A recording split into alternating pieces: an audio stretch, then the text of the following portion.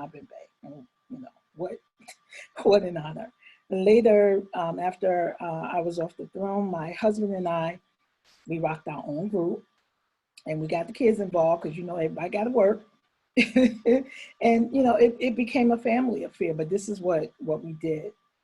Now I'm going to fast forward a little bit to maybe the mid 80s. A famous rumbero, Orlando Pontier Ramos, arrived with a drum orchestra and a skill set that was new to most of us. He introduced Anya drums to the New York community.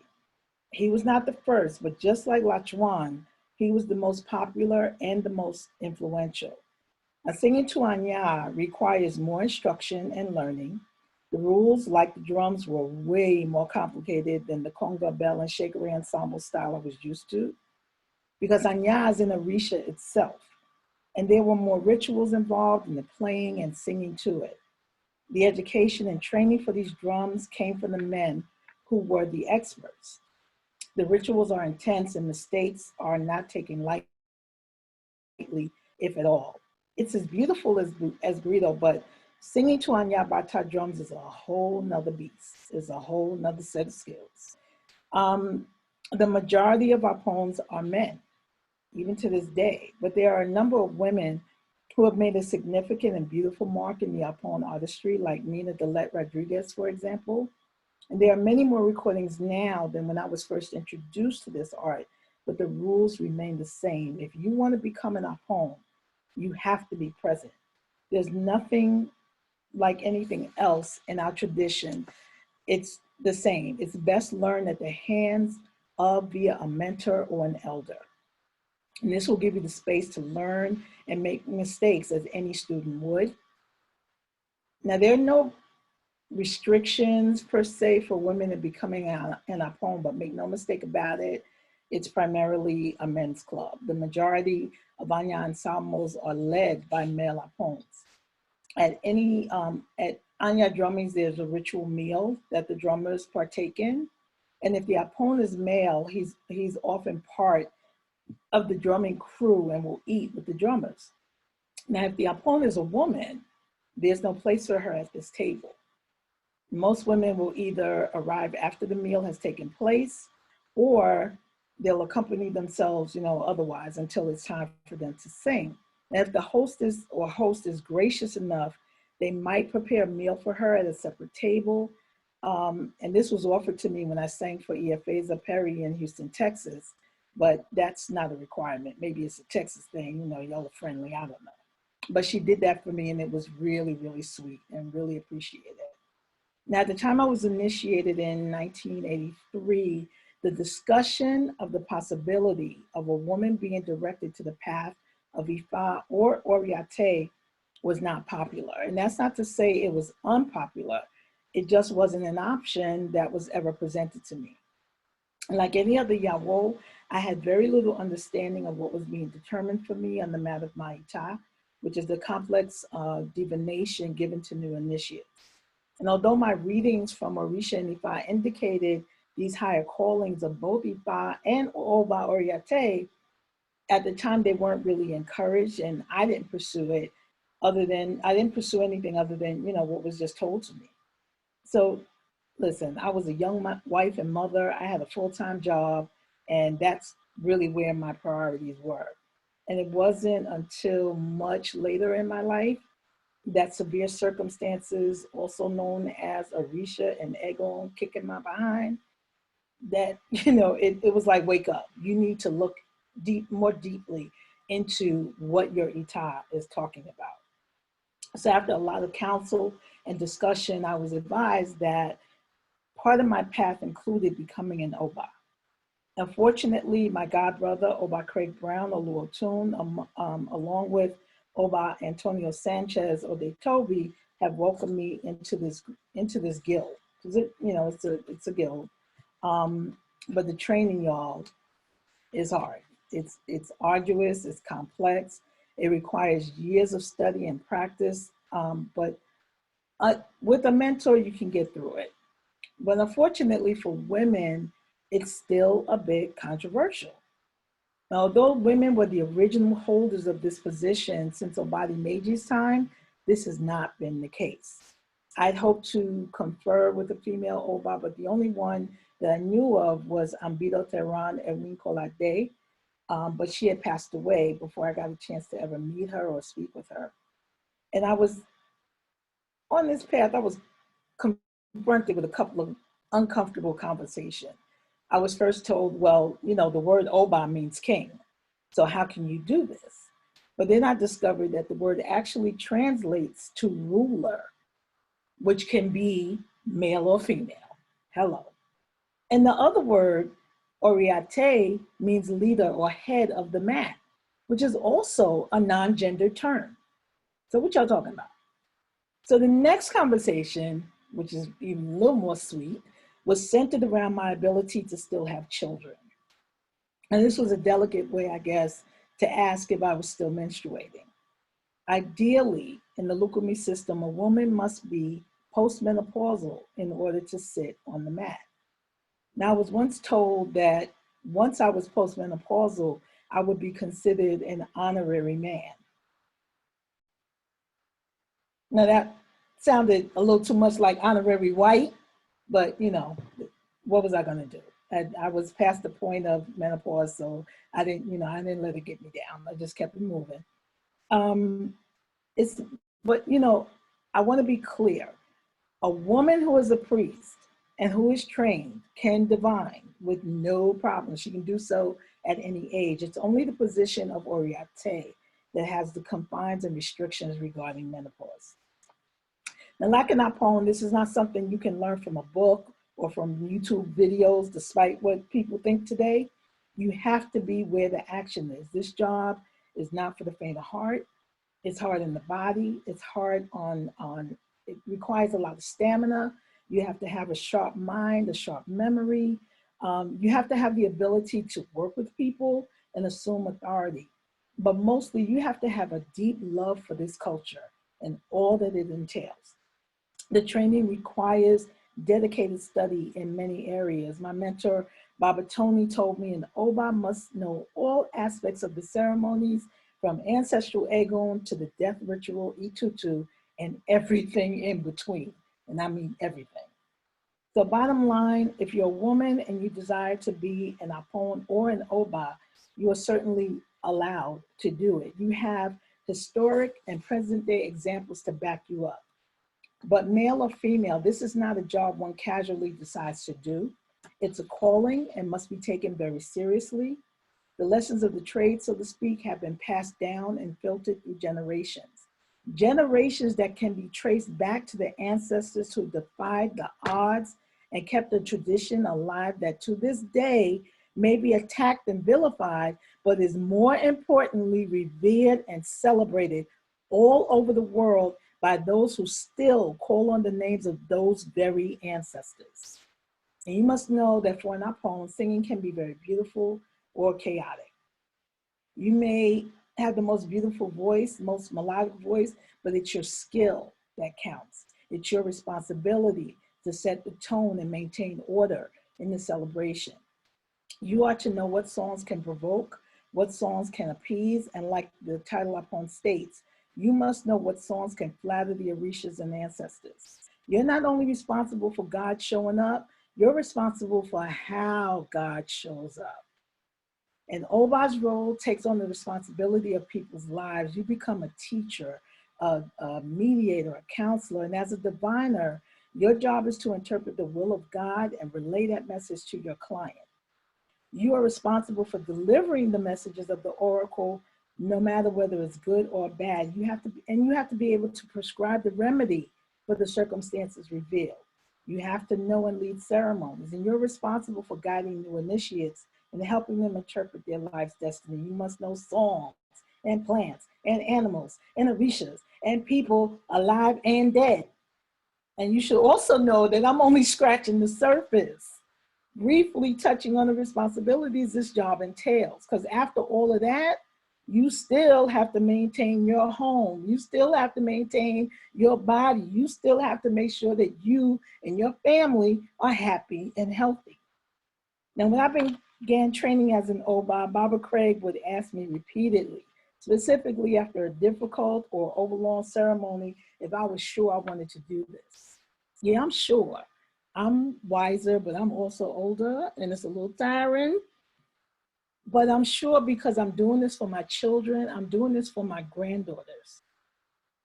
But there's also an incredible feeling of not just honoring my life's purpose, but also honoring and paying homage to the women who held this down so that today I'm able to dream of standing in their shoes.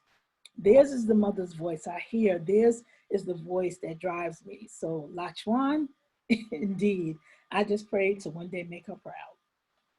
So I want to play a very, very short video. It's so beautiful. Yeah. If I hopefully have time. Actually, we don't, because we want to get Okay. Oludaré in. But if you could, is it a YouTube video that you could post the link in the comments?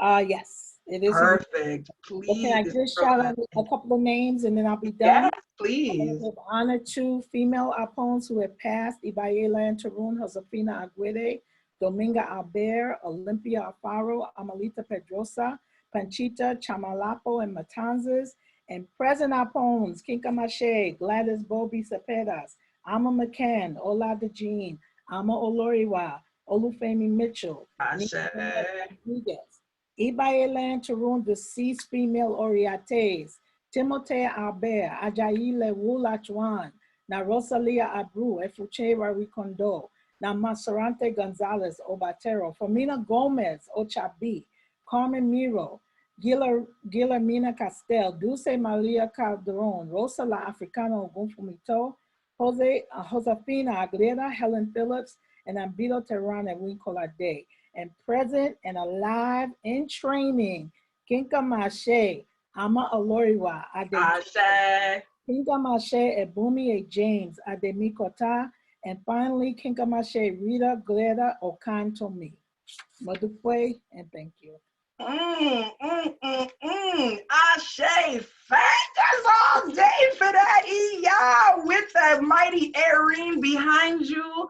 The Amma Obatalaz is coming through today. If I do say so myself, if I do say so myself. White cloth gleaming, we love it. Thank you. Look, we have some between Iya, Oloriwaa, between Baba John, we have such an amazing collection of knowledge. All of our presenters, from the newest, not even minted, to the elders, we just are thankful for the knowledge from every single person today. We are just grateful. We are blessed immensely. So thank you. And yes, know that the work that we do today is not for us. It is not for us. This work that I'm doing today right now, it's not for me. It's for my children, me and Elle's children, when so that they don't have to scratch and scrape for space, so that it's just boop, boop, boop, right? It's there for them. It's set up. That's their new normal. They'll be like, oh, word, there was no female orientation, just like today. We in the West look at certain things that we see as oppressive, and we say, oh, really? They do that? Yeah, well, they might have did that here too, whatever that might be at other times, but things change, and we are the agents of change. So we will have to do that change agent work. We are getting some requests to hear a little sample of your singing. So I wanna let your Omo come in, because I know he has a class, but if you stay around till after his presentation, I would love to open up and just let you give a little salute. I see a nodding, yes, yes, Ashe. So we go from Iya to Omo. They say that children are our greatest wealth. Ire, owo, ire, omo, ire, aiku. Wealth, long life, and children are the biggest blessings in the Yoruba tradition and many of our African traditions. And so it is, again, an honor to close out with mother and son, Oludaré, Olorisha, Baba Oludaré, Omo Ogun, Moyeo, has been dancing, singing, and praying for Orisha since he could walk. Originally trained by his mother, Iyalorisa, Amma Oloriwaa, His father, Baba Canute Bernard Jr. Ibae, and La Mora, the prima ballerina of Ballet Folklorico Kutumba de Santiago, Oludaré has garnered a sacred understanding of the Orisha dances. Always studying and learning from his elders, Oludaré continues to bridge the gap between tradition and the youth of today by sharing his knowledge in public schools and universities. These dances were left behind to do more than simply entertain the masses. They were left behind to help heal African descended peoples. He believes in learning Afro-holistic movement with the intention of healing and finding joy. He is a respiratory activist, hashtag, that's his hashtag, and believes that African descendants especially need to practice intentional healing breath. Through Kiire Wellness, Oludaré brings this message and practice to the world in a tangible, online, family-friendly format that teaches Orisha movement and singing, two forms of ancestral, sacred, respiratory practice. You better come on through. And so we welcome Oludaré as he brings us activating the divine feminine and masculine Orisha movement as holistic healing practice. And I will also add that if you want to experience some of what he is about to share, he will be offering a class tomorrow afternoon, actually this evening as well, and tomorrow afternoon, though, our special ADRSA class devoted to Obatala and Oya and the breath. So please welcome Baba Oludaré.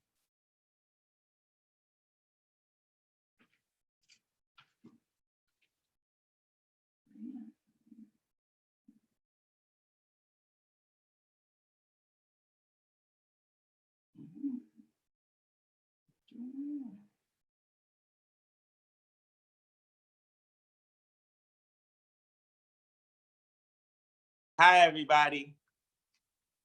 Y'all can hear me? Y'all can see me? Yes, we can at Cabo. Okay, good. Hey, peace, everybody. Alafia, what's going on?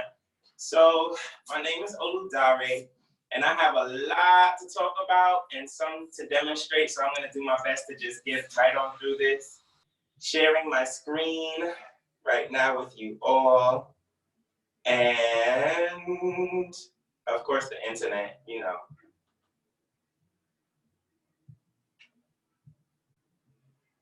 Come on now. Okay. I believe the screen is sharing. Yes, it's loading. All right, Omo Ogun, now come through. Right. Hey, listen. All right. So, welcome. This is activating the divine masculine and feminine Orisha movement as holistic healing respiratory ritual practice. So first, I just want to talk shortly about the origin story that we have. And just quickly, we understand that Olodumare gives us breath, gives us Emi. And everything that we do is a stem from that divine breath.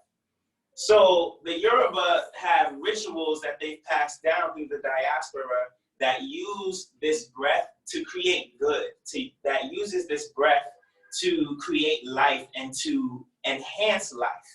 For instance, the way we sing, the way we dance, the way we pray, Adura, the way that we keep a collection of Oriki, and the way that we have an oral culture. So we have an understanding of using the breath as a way to give life.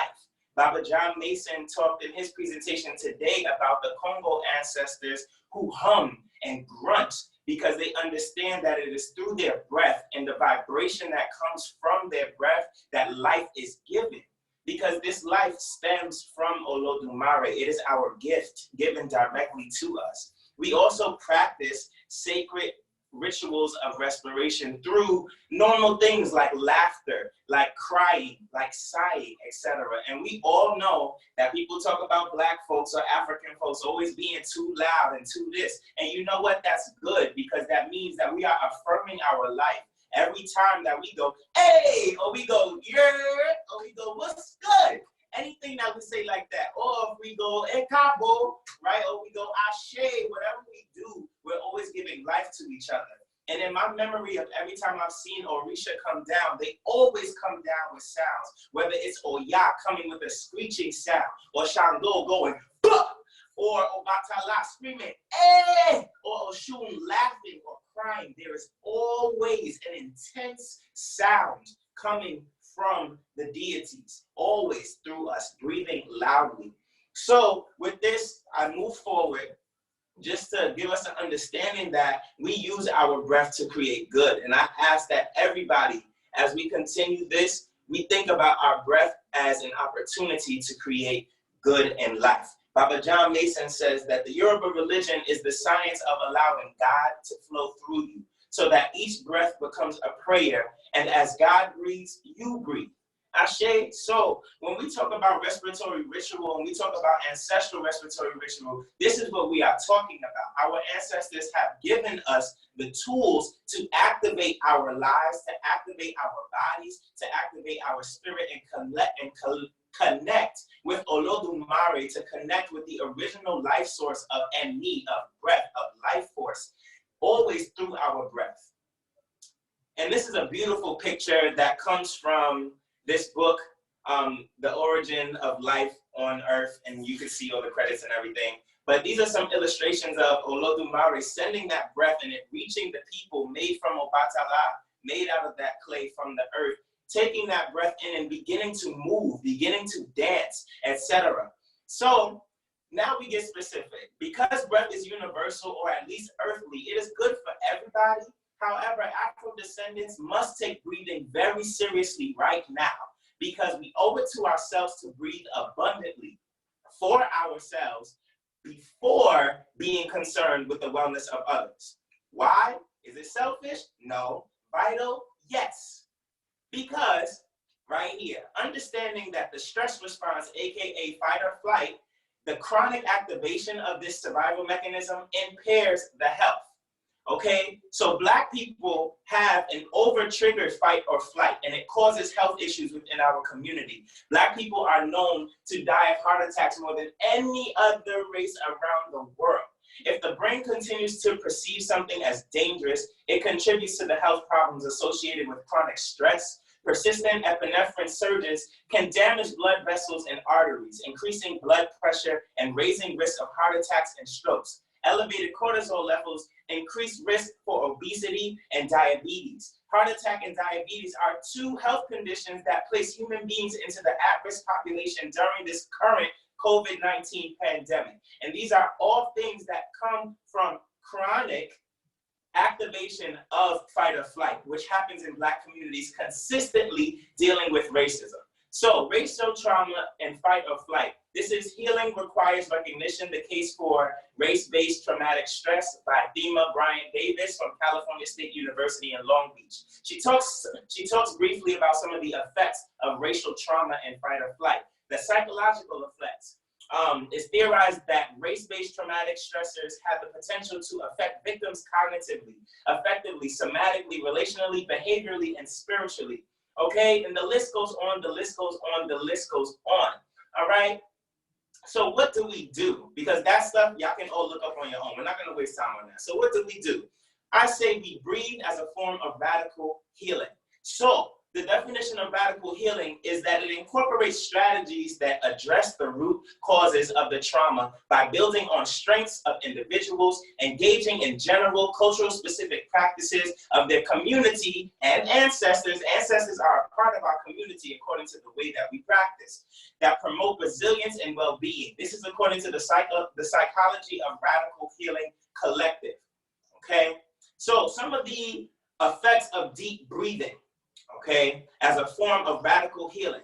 Deep breathing is proven to decrease stress, increase calm, relieve pain, stimulate the lymphatic system, detoxifying the body, improving immunity against illness, increasing energy, lowering blood pressure and risk of heart attack, improving digestion, and helping to correct posture. So these effects are direct rebuttals to the health risks of racial trauma, anxiety, and stress. So getting even more specific to the practice that we have here. So Kiire Wellness is the business that I started where we really focus on respiratory respiratory ritual as practice. So deep breathing, Orisha respiratory practice, is Orisha dance. Understand that, but it is Orisha dance taking away from the performative aspect. As far as I know, growing up, if you want to learn Orisha dance and you are not deeply into the practice, you are in a dance class, you are watching a show, and it is for the sake of entertaining the masses. We are taking that focus away and reframing the way we look at Orisha dance. And I'm even taking the word dance out. This is Orisha respiratory practice. It is grounded in the inhale, expanding the body, and exhaling, contracting the body. In Orisha respiratory practice, the breathing sequence is a circular, consistent flow from the feet to the head, opening all energy points of the body, allowing Amma, vital life force, to cycle. Body movements may match the breath and or speed up. However, in Kiire wellness practice, the breath stays steady, creating a foundation of deep breathing below a simultaneous polyrhythmic movement sequence, syncopated like the drum rhythms of the Amma, that are in fact supposed to mimic the body's motions. The drums are supposed to mimic the way the breath is embodied in the dancer's body. So, radical healing consists of three tenets: community healing circles, intergenerational storytelling, and advocacy work. How does this fill into Orisha respiratory practice? Well, in the community circle, everything that you learn about Orisha movement, about breathing, about singing, about the drum, happens in community. They are born in spaces that are considered community healing circles: the Wemilere, the Fundamento, the Bembe. These spaces are all spiritual spaces that allow you to learn and to breathe and to heal and to commune with not only your ancestors, but the Orisha that are coming to give you life, give you healing, give you messages through breath. Ashe. So the other thing is intergenerational storytelling. Orisha respiratory practice as intergenerational storytelling. Orisha respiratory practice is a collection of embodied sacred stories, Oriki, given life through breath and rhythm. They are the stories and the recollections through the movement. Practitioners breathe and move through recollections, prayers, Adura, and Oreen, emulating the body, emulating and embodying a sacred ancestral past. They breathe and move to the Origi of Orisha, the ancestors, and their own life currently, simultaneously in one embodied practice within one body that builds resilience, linking their own survival currently to the survival of those that came before them, keeping the ancestral force alive and adapting to the present moment. We keep our Orisha alive. We keep our ancestors alive and make sure that they understand what is going on right here. When we connect to Amma, the life force given to us in the beginning, and allow that energy to flow through us, this is in the physical practice now, we rebalance the body, the mind, and the spirit, becoming more powerful, more resilient, more flexible than any of the troubles we or our ancestors have encountered along the way. The direct and blatant practice of Afro-ancestral respiratory rituals like Orisha movement encourages the sense of belonging to Source God. Oriki, embodied through breath and movement, gives us belonging, and belonging gives us the ability to heal, thrive, and evolve. As African descendants, it is imperative to belong, to embody, to acknowledge, to celebrate our divine ancestral existence from the beginning all the way to now. And we do this through the breath. Orisha respiratory practice as advocacy work.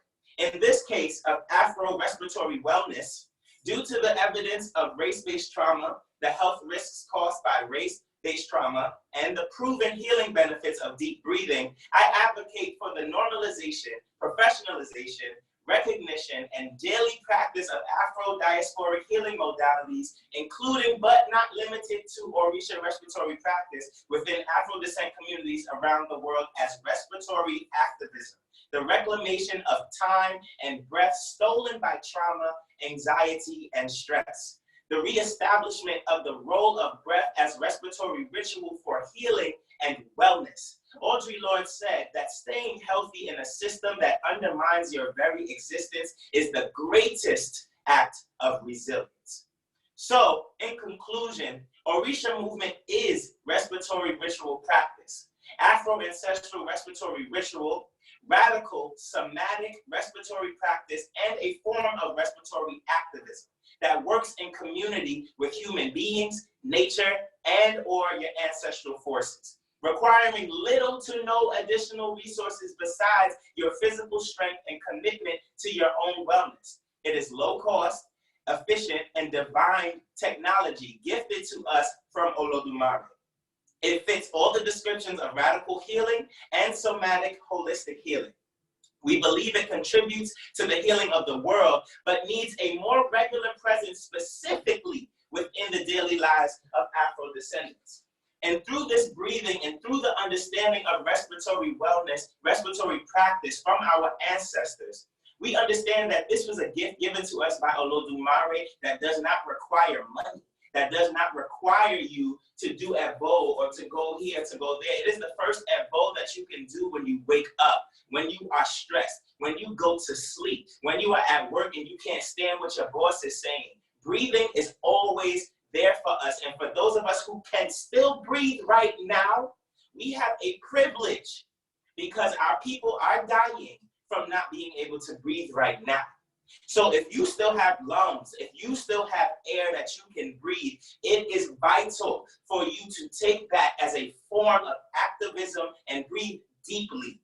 Breathe deeply. So quickly, I wanted to demonstrate just how the breath works with Orisha movement. And in terms of the divine masculine and feminine, every movement that we do, breathing is already a completion of the divine masculine and feminine embodied within us. Because in order to breathe in, we have to open up and create space. We have to sit, we have to bend, we have to open up all of the joints in order to do this movement. So we breathe in, allowing space and me to fill us. And then we also propel all of that oxygen out. All of, not the oxygen, all of the carbon dioxide, all of the things that we no longer need within us, we expel that out. So it's a constant flow of feminine and masculine. You need both sides, the one and the two. One breathing in and out. And the motion stays the same. No matter what Orisha movement you are going to do, you have to master this movement. So in a nutshell, and me and the breath that Oloriwaa gives us the structure to what is perceived as masculine and feminine. Before there's even a perceived masculine and feminine, there is breath. And Orisha movement, all is based here. So we breathe in and exhale. I'm going to turn to the side so you can see my body. We breathe in and exhale. In, out. In, out. In, out. And as we begin to circulate and the movement goes faster, the breath can stay the same.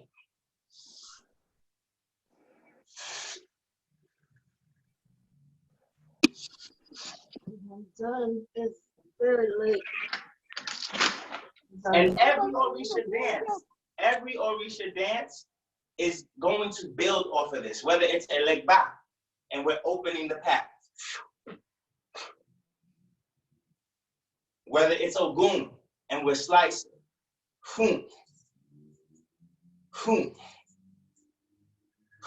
Whether it's Ochosi, and we're hunting.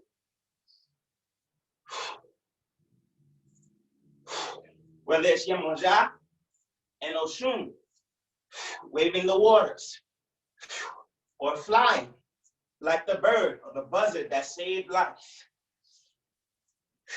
Whether it's Oya, whether it's Oya, working in between the realms. The base movement does not change. Whether it's Obatala, which we have to slow down. We have to slow down. We have to slow it down.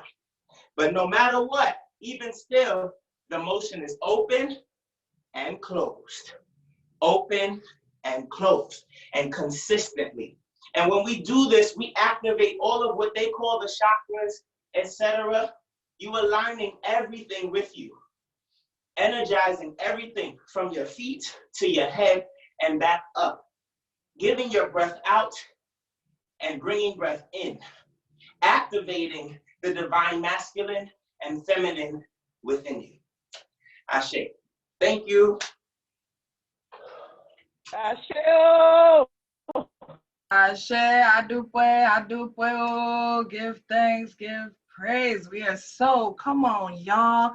Let us give just the strongest Ashe fingers of the day, just sending all of our energy, our thanks, our just delight. We are so, so, so grateful for everything that has taken place here today. Go on ahead and say yes in those comments or click your green yes button if you have had a phenomenal time today. Yes, yes, yes. And the best part is that it does not stop today. So first, let me thank so deeply our presenters. Our panels have been so incredibly fabulous. We have really enjoyed each and every one of them. We are so, so, so grateful. Thank you so much to our practitioners. You have enriched us beyond measure, absolutely. And we just thank you to all of our scholars, to all of you who thought it's not robbery to spend the day here. We still have 327 people here who have stayed with us all the way to the end. Listen, conferences are like initiations. It's long, right? You're inundated with information, so much. But we are thankful because when you come out, you are transformed in a way. So we pray. It's not just about listening to us, but we pray that everything that has been said here today sparks something in you. Sparks something in you. So you please can go and follow Oludaré live on Facebook. Baba Oludaré does his dance classes his respiratory activist movement classes. Let me stay proper. Let me use the terminology now. He does them on Facebook Live, donation-based. Please be generous. He will be teaching tonight, and he will also be teaching a special class tomorrow at 3:30, especially in association with the conference in honor of Obatala and Oya. So you have that link. Remember the magical place where you can find all of the links and all of the information that you need.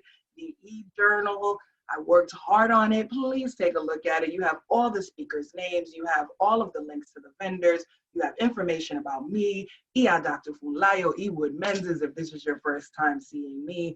We just are grateful, grateful, grateful, and we thank you.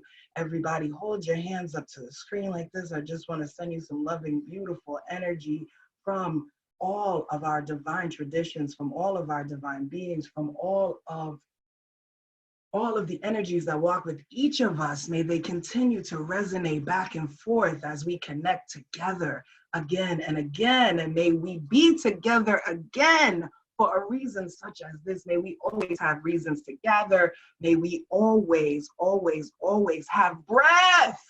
As long as we have breath, we have another chance. As long as we have sun, soil, and water, we have another chance. So we receive each other's energy and we say Ashe.